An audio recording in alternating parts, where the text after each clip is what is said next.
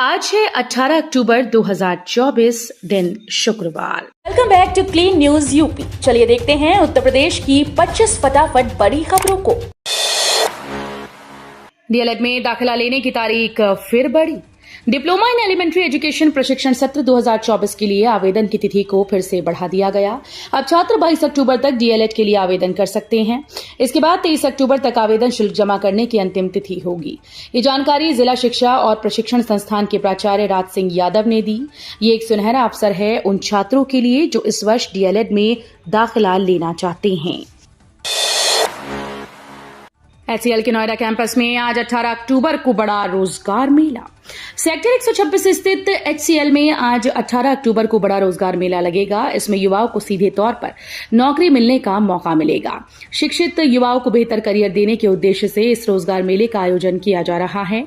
युवाओं को उनकी आयु, शिक्षा, अनुभव के आधार पर नौकरी मिलेगी। खाने में अपशिष्ट मिलाना होगा संज्ञेय अपराध, आएगा कड़ा कानून। हर होटल के किचन में होंगे कैमरे। खाद्य वस्तुओं में मानव अपशिष्ट और गंदी चीजों की मिलावट की घटनाओं पर अंकुश लगाने के लिए राज्य सरकार कठोर कानून लाने जा रही है। मुख्यमंत्री योगी आदित्यनाथ की अध्यक्षता में हुई बैठक में प्रस्तावित कानून के सभी पहलुओं पर विचार विमर्श किया गया। दीपावली पर मुफ्त रसोई गैस सिलेंडर का वितरण शुरू। राज्य के 1.86 करोड़ परिवारों को मिलेगा लाभ। उत्तर प्रदेश सरकार ने दीपावली के मौके पर राज्य के 1.86 करोड़ परिवारों के लिए मुफ्त रसोई गैस सिलेंडर का वितरण शुरू कर दिया। राज्य सरकार के द्वारा बृहस्पतिवार को यहां जारी एक बयान में बताया गया कि इस पहल के लिए डबल इंजन सरकार ने 1890 करोड़ रुपए आवंटित किए हैं। राज्य सरकार ने पिछले साल 85 लाख से अधिक महिलाओं सहित 1.85 करोड़ परिवारों को मुफ्त रसोई गैस सिलेंडर वितरित किए थे। योगी सरकार का बड़ा कदम, एआई सीसीटीवी से अभेद्य होगी महाकुंभ की सुरक्षा। 2025 में होने वाले महाकुंभ को दिव्य, भव्य और नव्य बनाने के लिए योगी सरकार युद्ध स्तर पर काम कर रही है। महाकुंभ को लेकर पूरे शहर को भव्य रूप से सजाने का काम किया जा रहा है। साथ ही महाकुंभ में आने वाले श्रद्धालुओं की सुरक्षा को लेकर भी खास इंतजाम किए जा रहे हैं। इसको लेकर योगी सरकार ने बड़े कदम भी उठाए। महाकुंभ में आने वाले श्रद्धालुओं की सुरक्षा के लिए चप्पे चप्पे पर पुलिस का पहरा रहेगा। भाजपा और रालोद ने की चुनाव की तारीख बदलने की मांग। भाजपा और रालोद ने विधानसभा उपचुनाव की मतदान तिथि बदलने की मांग की है। दोनों दलों के प्रतिनिधिमंडल ने बृहस्पतिवार को राज्य निर्वाचन अधिकारी से भेंट कर 20 नवंबर को मतदान कराने की मांग संबंधी पत्र सौंपा। बता दें कि उपचुनाव का मतदान 13 नवंबर को होना है। राज्य निर्वाचन अधिकारी को सौंपे पत्र में बताया गया कि 15 नवंबर को कार्तिक पूर्णिमा का स्नान पर्व है। इस उपलक्ष्य में कुंदरकी, मीरापुर, गाजियाबाद, प्रयागराज में मेला होने से लोग 3-4 दिन पहले चले जाते हैं। लखनऊ को मिलेगा इंटरनेशनल कन्वेंशन सेंटर। 32 एकड़ के क्षेत्रफल में बनेगा, 2 साल में होगा तैयार। लखनऊ की वृंदावन योजना में विश्व स्तरीय सुविधाओं वाला इंटरनेशनल एग्जीबिशन कम कन्वेंशन सेंटर बनाया जाएगा। शासन के वरिष्ठ अधिकारियों के साथ बैठक में सीएम योगी आदित्यनाथ ने इसके लिए सैद्धांतिक सहमति दे दी है। इसे 32 एकड़ क्षेत्र में बनाया जाएगा। निर्माण कार्य पूरा करने के लिए सीएम ने 2 साल का समय तय किया है।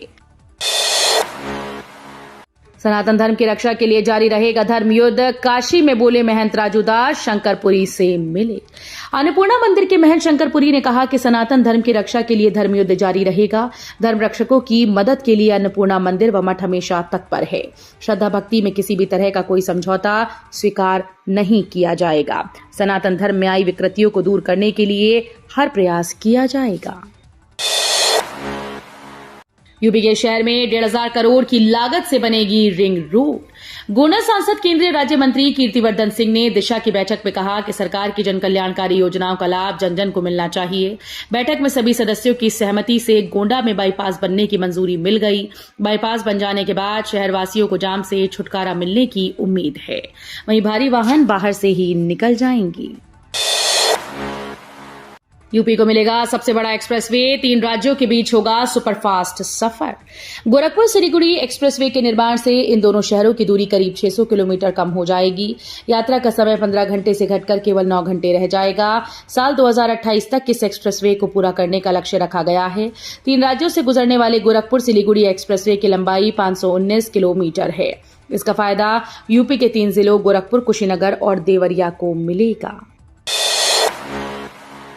बहराइच हिंसा मामले में 5 आरोपी गिरफ्तार, 2 का एनकाउंटर। बहराइच हिंसा मामले में 2 आरोपियों सरफराज और तालिब का पुलिस ने एनकाउंटर कर दिया है। इसके बाद 5 नामजद आरोपियों को गिरफ्तार किया गया। वहीं मामले को लेकर लखनऊ पुलिस मुख्यालय में बैठक हो रही है, जिसमें डीजीपी और एडीजी कानून और अन्य पुलिस अधिकारी शामिल हैं।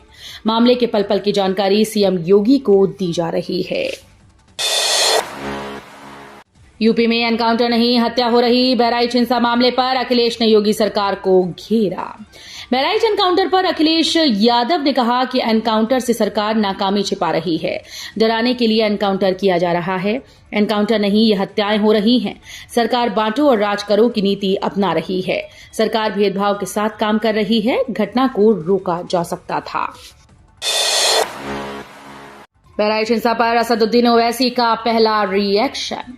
बहराइच हिंसा पर एआईएमआईएम नेता असदुद्दीन ओवैसी ने रिएक्शन दिया है। उन्होंने एक्स पर लिखा कि बहराइच हिंसा के आरोपियों का पुलिस से एनकाउंटर का सच जानना मुश्किल नहीं है। योगी की ठोक देंगे नीति के बारे में सब जानते हैं। अगर पुलिस के पास इतना सबूत होता तो आरोपियों को कानूनी सजा दिलाने की कोशिश होती। चुनाव से पहले दंगे फसाद कराती है बीजेपी। बहराइच हिंसा पर संजय सिंह का हमला। आम आदमी पार्टी के यूपी प्रभारी संजय सिंह ने भाजपा पर आरोप लगाया है कि ये पार्टी चुनाव से पूर्व नफरत फैलाती है और दंगे फसाद कराती है। प्रधानमंत्री से लेकर यूपी के मुख्यमंत्री तक डबल इंजन की सरकार का दंभ भरते हैं और कानून व्यवस्था की दुहाई देते हैं, लेकिन बहराइच और देवरिया में क्या हुआ ये किसी से छुपा नहीं है। पीएम मोदी वाराणसी को देंगे सौगात। 20 अक्टूबर को खास कार्यक्रम। पीएम मोदी दीपावली से पहले वाराणसी में 3254.03 करोड़ की परियोजनाओं का लोकार्पण और शिलान्यास करेंगे। 20 अक्टूबर को पीएम सिगरा स्टेडियम और नमो घाट समेत 15 परियोजनाओं का लोकार्पण करेंगे। इसके अलावा एयरपोर्ट समेत 2 परियोजनाओं का शिलान्यास करेंगे। सिगरा स्टेडियम में मंच तैयार किया जा रहा है। आज सुरक्षा व्यवस्था संभालने एसपीजी पहुंच गई है। सुप्रीम कोर्ट का बड़ा फैसला। सुप्रीम कोर्ट ने एक बड़े फैसले में गुरुवार को नागरिकता अधिनियम की धारा 6A की वैधता बरकरार रखी। इसे 1985 में असम समझौते के बाद पेश किया गया था, जो मार्च 1971 से पहले भारत में प्रवेश करने वाले बांग्लादेशी प्रवासियों को भारतीय नागरिकता देने से रोकती थी।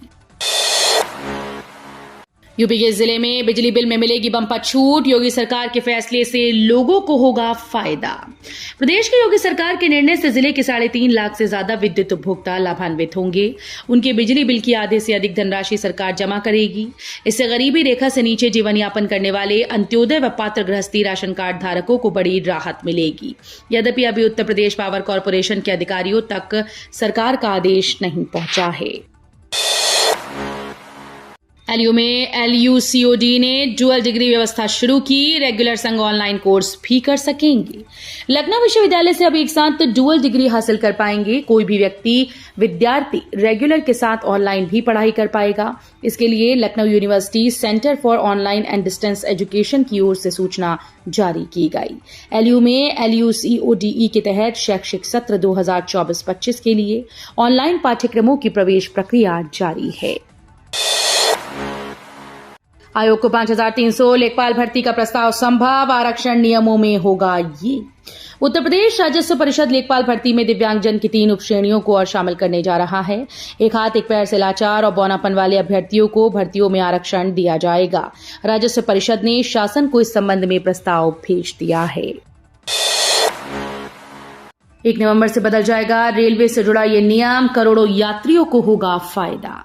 रेल यात्रियों के लिए अच्छी खबर है। रेलवे ने वेटिंग टिकट के नियम में बदलाव किया है। अब आप 120 दिन के बजाय 60 दिन पहले टिकट बुक करा सकते हैं। रेल मंत्रालय की ओर से गुरुवार को जारी नोटिफिकेशन के मुताबिक अब एडवांस रिजर्वेशन की समय सीमा 120 दिन से घटाकर 60 दिन कर दी गई। ये व्यवस्था 1 नवंबर से लागू होगी। नोएडा की आरजी रेजिडेंसी में 25 फीट का लगा बैनर। आवासीय परियोजनाओं की लंबित समस्याओं की कड़ी में एक और मामला सामने आया।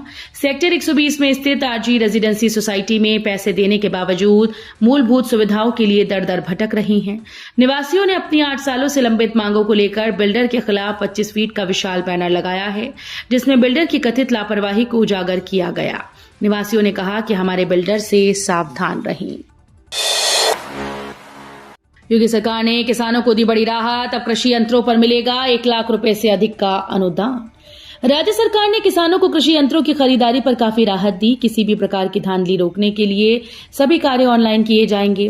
कृषि यंत्रीकरण की विभिन्न योजनाओं के तहत यंत्रों के आवेदन के लिए बुकिंग 9 अक्टूबर से आरंभ कर दी गई। ये कार्य 23 अक्टूबर की रात 12 बजे तक किया जाएगा। अन्नदाता अपनी बुकिंग के लिए विभागीय पोर्टल पर यंत्र पर अनुदान के लिए टोकन निकाले लिंक पर क्लिक कर ऑनलाइन आवेदन कर सकते हैं। यूपी लोक सेवा आयोग ने पीसीएस के बाद स्थगित की एक और भर्ती परीक्षा। उत्तर प्रदेश लोक सेवा आयोग ने पीसीएस 2024 के बाद एक और परीक्षा स्थगित कर दी। 20 अक्टूबर को लखनऊ में प्राविधिक शिक्षा अध्यापन सेवा परीक्षा 2021 के 8 विषयों की परीक्षा होनी थी। इसे अब स्थगित कर दिया गया है। आयोग के उप सचिव विनोद कुमार गौड़ के अनुसार 19 जून 2024 के शासनादेश के बिंदु 7.1 के प्राविधानिक आलोक में उत्तर प्रदेश लोक सेवा आयोग अधिनियम 1985 में संशोधन के मद्देनजर अनिवार्य स्थिति में परीक्षा स्थगित की जाती है। ग्रेटर नोएडा वेस्ट की सड़कों पर जल्द खत्म होंगे गड्ढे, जाम से मिलेगी राहत।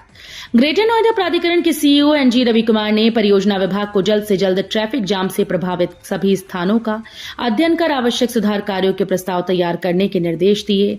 इसके साथ ही उन्होंने सभी संबंधित विभागों को यह सुनिश्चित करने को कहा कि सड़कों पर गड्ढों को भरने और चौड़ीकरण के कार्य जल्द से जल्द पूरे हों ताकि लोगों को सुगम यातायात का अनुभव मिल सके। सपा कांग्रेस में बन गई बात। यूपी उपचुनाव में कांग्रेस को ये 2 सीटें देने को तैयार। यूपी उपचुनाव को लेकर सपा और कांग्रेस में सीटों का बंटवारा हो गया है। सूत्रों के मुताबिक 10 सीटों में होने वाले चुनाव में सपा कांग्रेस को 2 सीटें दे सकती है। माना जा रहा है कि श्रीनगर में राहुल गांधी और अखिलेश यादव के बीच सीटों को लेकर बंटवारा हो गया है। सपा कांग्रेस को 2 सीटें गाजियाबाद और खैर दे सकती है। गाजियाबाद सीट सपा देने को तैयार है, जबकि खैर पर 1-2 दिन में अंतिम निर्णय लिए जाने की संभावना है। तो ये थी आज की 25 फटाफट बड़ी खबरें। अगर आपको न्यूज पसंद आई हो तो वीडियो को लाइक और शेयर जरूर करें। धन्यवाद।